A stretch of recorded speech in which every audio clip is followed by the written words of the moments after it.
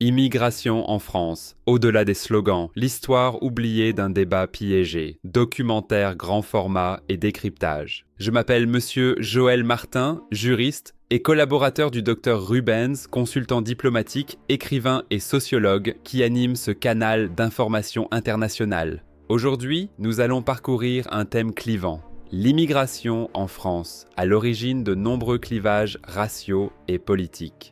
Des clivages qui, chaque jour, font couler beaucoup d'encre de médias mainstream. Introduction. Le mirage électoral permanent. C'est un sujet au cœur de l'identité française.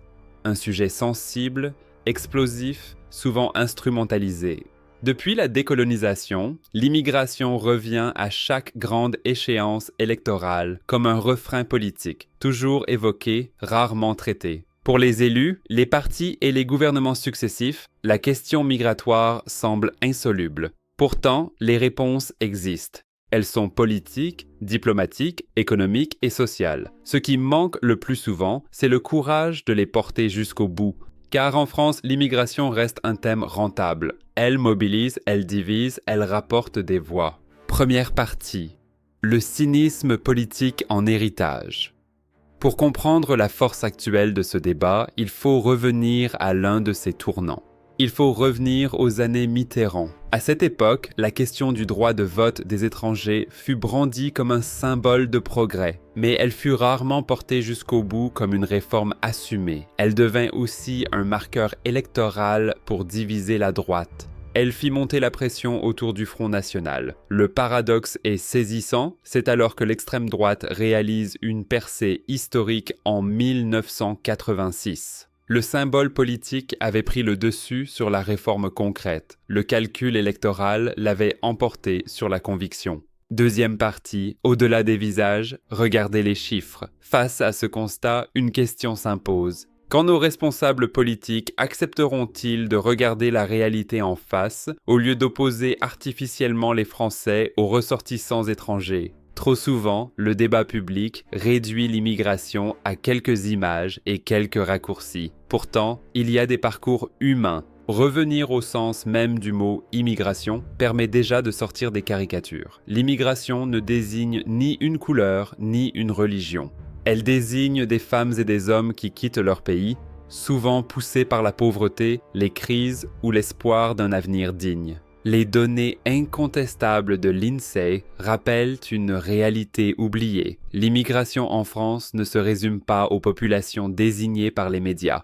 Dans les années 80 et 90, les immigrés venus d'Europe du Sud, notamment du Portugal et d'Espagne, occupaient une place importante. L'Afrique subsaharienne représentait alors une part moins visible. Cette réalité invite à plus de précision et moins d'amalgame.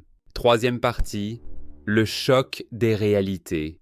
Qui occupe vraiment les emplois invisibles? Une profonde hypocrisie politique. Entendre que les immigrés prendraient le travail des Français relève d'une hypocrisie. De quels emplois parle-t-on exactement? De ceux que beaucoup refusent de voir, ramasser les déchets, nettoyer les bureaux, travailler de nuit, assurer des tâches pénibles. Ces métiers ne font pas la une des campagnes, mais ils font tenir le pays debout. Sans eux, nos villes seraient moins propres. Derrière ces fonctions, il y a des êtres humains qui travaillent tôt ou tard, souvent sans reconnaissance suffisante. Réduire ces travailleurs à une menace, c'est refuser de regarder une vérité simple. Le débat migratoire mérite mieux que des slogans.